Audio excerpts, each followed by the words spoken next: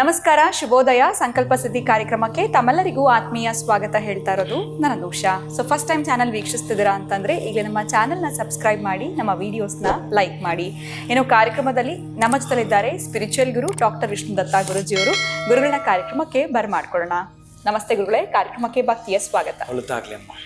ನಾಳೆ ವಿಶೇಷವಾಗಿರುವಂತಹ ದಿನ ವೈಕುಂಠ ಏಕಾದಶಿ. ಇದರ ಒಂದು ಆಚರಣೆ, ಇದರ ಒಂದು ವಿಶೇಷತೆ ಏನು? ಸಾಮಾನ್ಯವಾಗಿ ಕೇಳ್ಪಟ್ಟಿದ್ದೀವಿ, ಏಕಾದಶಿ ಅಂತಂದರೆ ಉಪವಾಸ ಮಾಡುವಂಥದ್ದು, ಪೂಜೆ ಮಾಡುವಂಥದ್ದು ಸರ್ವೇ ಸಾಮಾನ್ಯ. ಅದರ ಜೊತೆಯಲ್ಲಿ ಮರಣ ಏನಾದರೂ ನಾಳೆ ಹೊಂದಿದ್ರು ಅಂತಂದರೆ ನೇರವಾಗಿ ಸ್ವರ್ಗಕ್ಕೆ ಹೋಗಿ ತಲುಪ್ತಾರೆ ಅಂತ ಹೇಳ್ತಾರೆ. ಇದೆಷ್ಟರ ಮಟ್ಟಿಗೆ ನಿಜ, ಸತ್ಯ ಅನ್ನುವಂಥದ್ದು ಇವತ್ತಿನ ಕಾರ್ಯಕ್ರಮದಲ್ಲಿ ತಿಳಿಸ್ಕೊಡಿ. ಓಂ ವಿಶ್ವಸ್ಮೈ ನಮಃ. ಪ್ರೀತಿಯ ಬಂಧುಗಳೇ, ವೈಕುಂಠ ಏಕಾದಶಿ, ಮರಣ ಎಲ್ಲ ಆಮೇಲೆ ಮಾತಾಡೋಣ. ವೈಕುಂಠ ಏಕಾದಶಿ ಇದೆಯಲ್ಲ, ಅತ್ಯಂತ ಅದ್ಭುತವಾಗಿರ್ತಕ್ಕಂತಹದ್ದು, ಪರಮ ಪವಿತ್ರವಾಗಿರುವಂಥದ್ದು, ಪರಮಾದ್ಭುತಗಳನ್ನು ಸೃಷ್ಟಿ ಮಾಡಿಕೊಡ್ತಕ್ಕಂಥ ಏಕಾದಶಿ ಅಂತ ಇತ್ತು ಅಂತಂದರೆ ಅದು ಏಕಾದಶಿ, ವೈಕುಂಠ ಏಕಾದಶಿ. ಅದು ಪ್ರತಿ ತಿಂಗಳು ಬರತಕ್ಕಂತಹ ಶುಕ್ಲ ಪಕ್ಷದ ಏಕಾದಶಿಯು, ಕೃಷ್ಣ ಪಕ್ಷದ ಏಕಾದಶಿಯು, ಒಟ್ಟಾರೆ ವರ್ಷಕ್ಕೆ 24 ಏಕಾದಶಿ.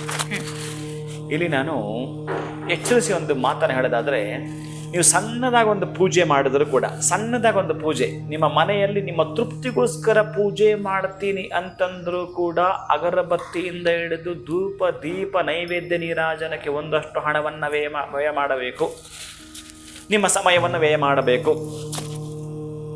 ಅಥವಾ ಬೇರೆ ಇನ್ಯಾವುದೊಂದು ವ್ರತವನ್ನು ಮಾಡುತ್ತೇನೆ, ಇನ್ನೊಂದು ಪೂಜೆಯನ್ನು ಮಾಡಿಸ್ತೇನೆ ಅಂತಂದ್ರೂ ಕೂಡ ಯಾರಾದರೂ ಒಬ್ಬ ಪುರೋಹಿತರನ್ನ ಹಿಡ್ಕೊಂಡು ಬಂದು ಅದು ಹಣ್ಣು ಹಂಪಲು ಅಂತೇಳಿ ಮಾಡಿಸಿದ್ರು ಕೂಡ ಅಲ್ಲೊಂದಷ್ಟು ಖರ್ಚಾಗುವಂಥದ್ದು. ಇನ್ನು ಯಜ್ಞ ಯಾಗಾದಿಗಳಂತ ಮಾಡಲಿಕ್ಕೆ ಹೊರಟಾಗ ನಮಗೆ ಬೇಕಾಗಿರ್ತಕ್ಕಂಥ ಸಾಫಲ್ಯವನ್ನು ಪಡೆಯಬೇಕಾದರೂ ಕೂಡ ನಮ್ಮ ಮನಸ್ಸಿಗೆ ಸಂತೃಪ್ತಿ ಆಗುವ ರೀತಿ ನಡ್ಕೊಳ್ಬೇಕಾಗಿದ್ರು ಕೂಡ ದಾನ ಧರ್ಮಾದಿಗಳನ್ನು ಮಾಡುವಂಥದ್ದು ಕೂಡ ಹೇಳದೆ ಮಾಡ್ತಿರ್ತೀವಿ, ಕೂಡ ಖರ್ಚಾಗುವಂಥದ್ದೇ.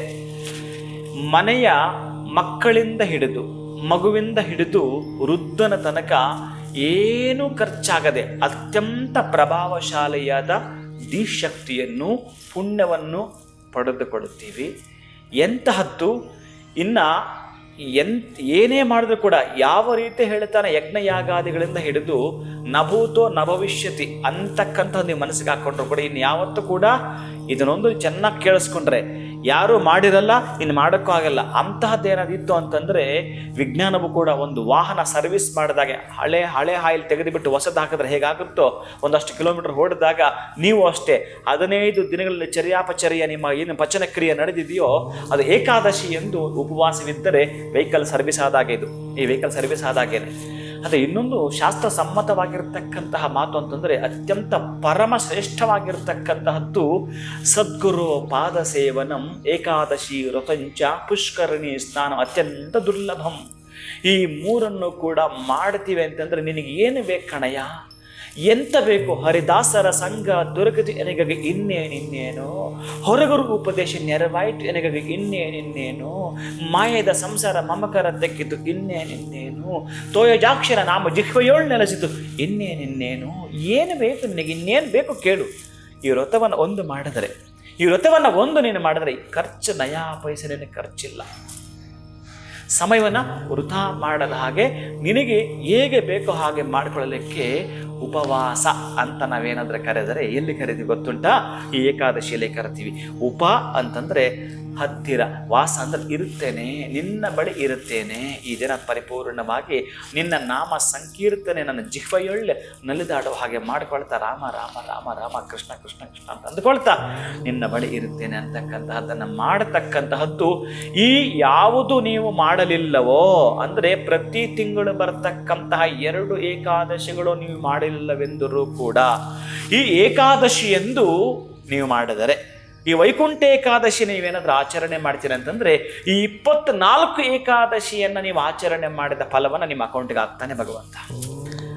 ಅದೂ ಮಾಡಲಿಲ್ಲ, ಇದೂ ಮಾಡಲಿಲ್ಲ, ನಿನಗೆ ಅದೃಷ್ಟಗಳು ಬೇಕು ಅಂತೀಯ, ಕರ್ಮದ ಬಗ್ಗೆ ಮಾತಾಡ್ತೀಯ, ಧರ್ಮದ ಬಗ್ಗೆ ಮಾತಾಡ್ತೀಯ, ಮರ್ಮದ ಬಗ್ಗೆ ಮಾತಾಡ್ತೀಯ. ಅದಕ್ಕೆ ಏನಾದರೂ ಸರಿನೇ ನಮ್ಮ ಮನಸ್ಥಿತಿನ ಹರಿತುಕೊಂಡು ಮಾಡ್ತಕ್ಕಂಥದ್ದಂದರೆ ಈ ಕರ್ಮ ಅಂತ ಹೋಗ್ಲಾಡಿಸ್ಬೇಕಾದ್ರೂ ಕೂಡ ಮರ್ಮವ ತಿಳಿಯಿತ ಚರ್ಮವ ತೊಳೆದರೆ ಕರ್ಮ ಹೊರಟೀತೆ, ಅಧರ್ಮ ಹಳೆಯೀತೆ, ಸತ್ಕರ್ಮ ಹೊಳೆಯೀತೆ. ಅದು ಬೇಕು ಅಂತಂದಾಗ ಬಹುಶಃ ಈ ವೈಕುಂಠ ಏಕಾದಶಿಯನ್ನು, ಯಾಕೆಂದರೆ ಆಷಾಢ ಮಾಸದಲ್ಲಿ ಮಲಗಿರ್ತಕ್ಕಂಥ ಮಹಾನುಭಾವ, ಯೋಗ ನಿದ್ರೆ ಇರ್ತಕ್ಕಂಥ ಒಂದು ಮಹಾನುಭಾವ ಏನು ಇದಾನೋ ಅಂತಹ ವಿಶೇಷವಾಗಿರ್ತಕ್ಕಂತಹ ಫಲವ ನಿಮಗೆ ಕರುಣಿಸ್ಕೊಡ್ಬೇಕು ಅಂತಂದರೆ ಇವತ್ತು ಉತ್ತರ ದಿಕ್ಕಿಗೆ 33 ಕೋಟಿ ದೇವತ, ಆ ದೇವತೆ ಎಲ್ಲರೂ ಕೂಡ ಕಾಯ್ತಿರ್ತಾರಂತಕ್ಕಂತಹ ಪ್ರತೀತಿ ಮಹಾವಿಷ್ಣುವಿನ ದರ್ಶನಕ್ಕಾಗಿ. ಬಹುಶಃ ವೈಕುಂಠ ಏಕಾದಶಿ ನಾನು 10 ನಿಮಿಷದಲ್ಲಿ ಮುಗಿಸೋಕ್ಕಾಗಲ್ಲ. ನೀವೇನು 10 ನಿಮಿಷ 20 ನಿಮಿಷದವರು 2 ತಾಸು ನಾನು ಮಾತಾಡಬೇಕು, ಬಹುಶಃ ಅಥವಾ 2 ದಿನ ಮಾತಾಡಬೇಕು, ಅಷ್ಟು ಸಬ್ಜೆಕ್ಟ್ ಇರ್ತಕ್ಕಂತಹದ್ದು ನನ್ನ ಪ್ರೀತಿಯ ಬಂಧುಗಳೇ. ಅದರ ಆಚರಣೆ ದಯವಿಟ್ಟು ತಪ್ಪದೇ ಮಾಡಿ. ನಿಮ್ಮ ಏನು ಕ್ಷೇಮ ಇದೆಯೋ, ನಿಮ್ಮ ಲಾಭ ಏನಿದೆಯೋ, ವಿಶೇಷವಾಗಿದ್ದ ಪ್ರಗತಿಗಳ ಹೆಜ್ಜೆ ಹಾಕಬೇಕು ಅಂತಂದರೆ ಮಾತ್ರ ಈ ವೈಕುಂಠ ಏಕಾದಶಿಯನ್ನು ಉಪವಾಸದೊಂದಿಗೆ ಆಚರಣೆ ಮಾಡಿ. ಮಕ್ಕಳಾಗಿರಬಹುದು, ವಯೋವೃದ್ಧರಾಗಿರಬಹುದು, ಕಾಯಿಲೆ ಇರತಕ್ಕಂಥವ್ರು ಎಕ್ಸ್ಕ್ಯೂಸ್ ಇದೆ ಮಾಡ್ತಕ್ಕಂಥದ್ದು. ಇನ್ನು ದೇವಸ್ಥಾನದಲ್ಲಿ ಪ್ರಸಾದಗಳನ್ನು ಮಾಡ್ತಿರ್ತಾರೆ, ಪ್ರಸಾದದಲ್ಲಿ ಉಪವಾಸ ಬೇರೆ ಇರುತ್ತಾರೆ. ಉಪವಾಸ ಅಂದ್ರೆ ಹಣ್ಣುಗಳು ತಗೊಳ್ಬೋದಾ ಗುರುಗಳೇ? ಹೇಗೆ ಹಾಲು ಅಥವಾ ಹಣ್ಣು ತಗೊಳ್ಬೋದಾ? ನೀವು ಚೆನ್ನಾಗಿದ್ದೀರಿ ಅಂತಂದ್ರೆ ಅದು ಕೂಡ ಎಂತ ಬೇಡ, ವಿಧಿ ಇಲ್ಲ ನಮಗೆ ಆಗುತ್ತೆ ಅಂತಂದ್ರೆ ಬಹುಶಃ ಧಾನ್ಯ ರಹಿತವಾಗಿರ್ತಕ್ಕಂತಹದ್ದನ್ನ ತೆಗೆದುಕೊಳ್ಳಲಿಕ್ಕೆ ಸಾಧ್ಯವಿದೆ. ಅದು ಕೂಡ ಪೂರ್ಣವಾಗಲ್ಲ. ಒಂದು ಉಪಹಾರದ ರೀತಿಯಲ್ಲಿ ಮಾಡ್ಕೊಳ್ಳಲಿಕ್ಕೆ ನೀವು ಹಣ್ಣನ್ನು ತಗೊಳ್ತೀರಿ, ಹಾಲು ತಗೊಳ್ತೀರಿ, ಪರವಾಗಿಲ್ಲ, ಅಲ್ಲ ಎಕ್ಸ್ಕ್ಯೂಸ್ ಕೊಡ್ಬೋದು. ಅದರ ದೇವಸ್ಥಾನದಲ್ಲಿ ಪ್ರಸಾದಗಳು ಮಾಡ್ತಿರ್ತಾರೆ ನೋಡಿ. ಇಲ್ಲೊಂದು ಮೆಸೇಜ್ ಕೊಟ್ಟಿದ್ದಾನೆ. ಹೇಗೆ ಅಂತಂದ್ರೆ, ನೀವು ದೇವಸ್ಥಾನಕ್ಕೆ ಹೊರಟು ಬಿಟ್ಟಿದ್ದೀರಿ, ತುಂಬ ಶ್ರದ್ಧೆ ಭಕ್ತಿಯಿಂದ ಈ ವ್ರತವನ್ನು ಮಾಡ್ತಾ ಇದ್ದೀರಿ. ಇನ್ನು ವೈಕುಂಠ ದ್ವಾರ ಎಲ್ಲ ಕೂಡ ನಿಮಗೆ ನಾಳಿನ ಸಂಚಿಕೆಯಲ್ಲಿ ತಿಳಿಸ್ಕೊಡ್ತಾ ಬರ್ತೇನೆ. ವಿಶೇಷವಾಗಿ ಅಂದರೆ ಪ್ರಸಾದ ಅಂತ ಮಾಡ್ತಿರ್ಬೇಕಾದ್ರೆ ನೀನು ಕಟ್ಟುನಿಟ್ಟಿನ ಉಪವಾಸ ವ್ರತ ಮಾಡ್ತಾ ಇದೀಯಾ, ಏನೂ ಕೂಡ ತೆಗೆದುಕೊಳ್ತಾ ಇಲ್ಲ. ಏಕೆಂದರೆ ಎಲ್ಲವನ್ನು ಕೂಡ ನಿರ್ಜನ ಏಕಾದಶಿ ಅಂತ ಬರುತ್ತೆ. ನಿರ್ಜನ ಏಕಾದಶಿ ಅಂತಂದ್ರೆ ನಿರ್ಜಲ ಏಕಾದಶಿ. ಆ ನಿರ್ಜಲ ಏಕಾದಶಿ ಅಂದರೆ ಒಂದು ತೊಟ್ಟು ನೀರು ಸಹಿತ ತೆಗೆದುಕೊಳ್ಳೋದಿಲ್ಲ. ಹಾಗೆ ಈ ನಿರ್ಜಲ ಏಕಾದಶಿನ ಆಚರಣೆ ಮಾಡ್ತೀರ ಅಂತ ಸಂಕಲ್ಪ ತೊಟ್ಟಿದ್ರೆ ಅಂತಂದ್ರೆ ಅಂತಹ ಫಲವನ್ನು ಕೂಡ ಇಲ್ಲಿ ಪಡ್ಕೊಳ್ಳಲಿಕ್ಕೆ ವೈಕುಂಠ ಏಕಾದಶಿಗೆ ಇದೆ. ನಮಗೆ ದೇವಸ್ಥಾನದಲ್ಲಿ ಹೋಗಿದ್ದೀವಿ, ನಾನು ಏಕಾದಶಿ ವ್ರತವನ್ನು ಮಾಡ್ತಾ ಇದ್ದೀನಿ, ಉಪವಾಸ ಮಾಡ್ತಾ ಇದ್ದೀನಿ, ನನಗೆ ಪ್ರಸಾದ ಕೊಟ್ಟುಬಿಟ್ರು ಗುರುಗಳು ಎಂತ ಮಾಡೋದು? ಶ್ರೀ ಕೃಷ್ಣಾರ್ಪಣ ಮಸ್ತು ತೆಗೆದುಕೊಳ್ಬೇಕು. ಪ್ರಸಾದವನ್ನೇ ನೀವು ವರ್ಜೆ ಮಾಡೋ ಹಾಗಿಲ್ಲ. ಪ್ರಸಾದವನ್ನು ನಾನು ತಗೊಳ್ಳಲ್ಲ ಅಂತ ಹೇಳೋ ಹಾಗೇ ಇಲ್ಲ, ಚಾನ್ಸೇ ಇಲ್ಲ. ಯಾಕಂದರೆ ಭಗವಂತನ ಮುಂಜಂತಾಮ್ ಅಂದರೆ ಭಗವಂತ ಸ್ವೀಕರಿಸಿರ್ತಕ್ಕಂಥದ್ದು ಪ್ರಸಾದ ನಿನಗೆ ಉಪವಾಸದ ರೀತಿಯಲ್ಲೇ ಇರುತ್ತೆ. ಅದು ಯಾವುದೇ ಕಾರಣಕ್ಕೂ ಹಾಗಂತೇಳಿ ಪ್ರಸಾದವನ್ನು ಇಷ್ಟು ತಗೊಂಡು ಊಟ ತಡ ಅಲ್ಲೇ ಕೂತ್ಕೊಂಡು ತಿನ್ನಲಿಕ್ಕೆ ಕೂಡ ಅಷ್ಟು ಸಮಂಜಸವಲ್ಲ. ಅದಕ್ಕಾಗಿ ನೀವು ವೈಕುಂಠ ಏಕಾದಶಿನ ಆಚರಣೆ ಮಾಡ್ತೀನಿ ಅಂತಂದರೆ ವರ್ಷದ 24 ಏಕಾದಶಿ ವ್ರತವನ್ನು ಮಾಡಿದಷ್ಟು ಪುಣ್ಯ ಫಲ ಸಿಗುತ್ತೆ ಪ್ರೀತಿಯ ಬಂಧುಗಳೇ. ಅಂತಹ ಆಚರಣೆಯನ್ನು ಮಾಡ್ತಾ ಬನ್ನಿ, ಕ್ಷೇಮದ ಅಭಿವೃದ್ಧಿಯನ್ನು ತಾವು ಕಾಣ್ತೀವಿ. ಖಂಡಿತವಾಗ್ಲೂ ಗುರುಗಳೇ, ಎಲ್ಲೋ ಒಂದು ಕಡೆ ಪ್ರತಿ ತಿಂಗಳು ಬರುವಂಥ ಏಕಾದಶಿನಲ್ಲಿ ಉಪವಾಸ ಇರಲಿಲ್ಲ ಅಂದರೂ ಕೂಡ ಈ ವೈಕುಂಠ ಏಕಾದಶಿ ದಿನ ನಾವು ಉಪವಾಸ ಮಾಡೋದ್ರಿಂದ ನಮ್ಮ ಇಷ್ಟಾರ್ಥಗಳು ಪ್ರತಿಯೊಂದು ಕೂಡ ಕನಸುಗಳು ನನಸು ಮಾಡ್ಕೊಳ್ಳೋದಕ್ಕೆ ಸಾಧ್ಯ ಆಗುತ್ತೆ ಅನ್ನೋದ್ರ ಬಗ್ಗೆ ತಿಳಿಸ್ಕೊಟ್ರಿ. ಉತ್ತಮವಾಗಿರುವಂಥ ವಿಚಾರನ ನಮ್ಮ ವೀಕ್ಷಕರಿಗೆ ತಿಳಿಸ್ಕೊಟ್ಟಿದ್ದೀರಾ. ಧನ್ಯವಾದಗಳು ತಮಗೆ. ನಮಸ್ಕಾರ. ಹರೇ ಶ್ರೀನಿವಾಸ.